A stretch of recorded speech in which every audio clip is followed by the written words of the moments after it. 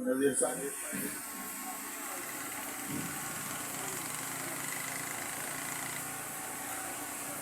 कॾहिं थिजे कन्न कॾहिं थिजे कन्न कॾहिं थिजे वात कॾहिं थिजे कात कॾहिं थिजे बकरो स्टेज ते मौजूद हिन महफ़िल जा सदर GSM क़ौमी महाज शहीद बशीर खान जा चीफ ऑर्गेनाइजर मोहतरम डॉक्टर नियाज कालानी साहब, भाव हनान अब्बासी साहब,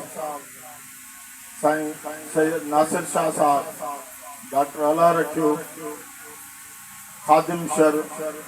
अयाज राजपर, काशिफ लाखो, असांजो नंढड़ो भाउ मस्तोई साहब, पिंडाल में मौजूद भाउ अली रज़ा ख़ासकेली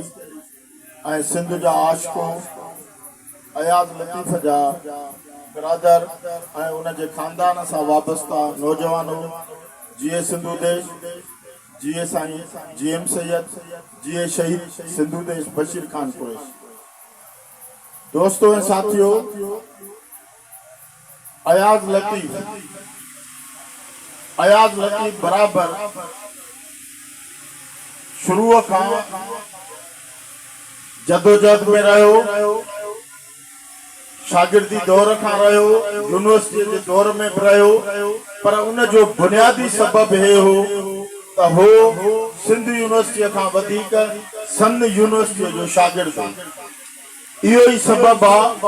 जो साह जे आखिरी सगे टुटण ताईं अयाज लतीफ़ साईं GM सैयद जे फिक्र सां सलाणियल रहियो ऐं उन तहत छाकाणि त जीअं साईं GM सैयद जो जेको फिक्र आ उहो धरतीअ जो नज़रियो, धरतीअ जा फिक्र जेके माण्हू हीअं सां हंडाईंदा आहिनि उहे धरती वतन ऐं मारूअड़नि सां मोहबत कंदा आहिनि। अयाज लतीफ़ उन्हनि माण्हुनि मां हुयो। इहो ई सबब आहे त हो कमिटेड हुयो, तॾहिं त सवाल कंदो, सवाल उहो कंदो जेको कमिटेड हूंदो ऐं फिक्री तौर सगारो, जेतिरो वधीक फिक्री सूझबूझ खां वाक़ुफ़ हूंदो ओतिरो वधीक सवाल कंदो, ओतिरो वधीक हो पंहिंजे फिक्र खे, पंहिंजे नज़रिए खे पंहिंजे सोचनि सां जोड़ींदो ऐं तॾहिं ई जेके इनसे आम ऐं आला किरदार जुड़ंदा आहिनि। उन ई करे अॼु पाण जेको बि ॻाल्हाइण अचे थो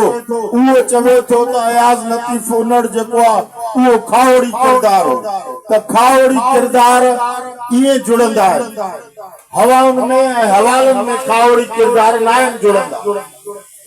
अयाज लतीफ़ बराबर असां खां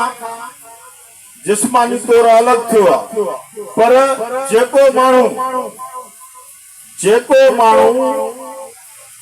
40 खां पोइ बि ॻाइजे, याद हुजे, उन जूं सोचूं, उन जो अमल बार बार साम्हूं अचे, उहो माण्हू अमर आहे, उहो माण्हू अमर आहे। उन जे करे आउं सम्झां थो त वर्सीअ खां वधीक उन जा यादगार ॾींहं त भली मल्हाइजनि, पर उन जो जेको अमर किरदार आहे उहो शहादत वारो किरदार आहे। ऐं अयाज असां खां ओचितो अलॻि थियो। उन जे करे ज़ाहिर आहे त के घेप के खाल रहिजी विया हूंदा, पर उन्हनि खालनि खे जंहिं अंदाज़ में असांजे मौजूदा GSM क़ौमी महाज शहीद बशीर खान जे दौलतपुर जे साथियुनि संभालियो आहे, आउं सम्झां थो उहो तमामु अहम आहे। ऐं असांजा हे सभई दोस्त जेके नज़ीर रशीद या मुख्तियार आहे, ॿिया दोस्त आहिनि, उहे जंहिं अंदाज़ में जिदोजहद कनि था, जीअं अॼु नवां साथी शामिल थिया आहिनि जसकम शहीद बशीर खान में, ऐं उन्हनि खे मुबारकबाद थो ॾियां। ऐं आउं सम्झां थो त उहे बि अयाज लतीफ़ वांगुरु, नज़ीर वांगुरु ॾींहं राति महिनत करे ऐं दौलतपुर में पंहिंजी तंज़ीम खे सगारो कंदा ऐं साईं जीएम सैयद जे पैगाम के हिन सॼे इलाइक़े में आम कंदा। काज़ी अहमद में जॾहिं असां धरणो पे आहियूं त दौलतपुर जे भर पासे में कच्चे तोड़े पके में जॾहिं कार्नर गॾिजाणियूं कयूंसीं ऐं सवे माण्हू उते अची पहुता त मूंखे उन वक़्त में अयाज़ लतीफ़ जी महिनत, नज़ीर जो किरदार ऐं रशीद जो पुर नज़र आयो। उन जे करे असां जीअं क़ौमी महाज शहीद बशीर खान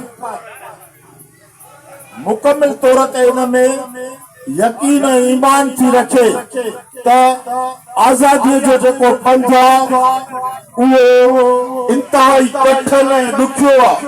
पर उन पंथ जे लाइ असां वटि हिकिड़ो टारगेट आहे ऐं उन हवाले सां ई असीं जदोजहद कयूं पिया, महिनत कयूं पिया।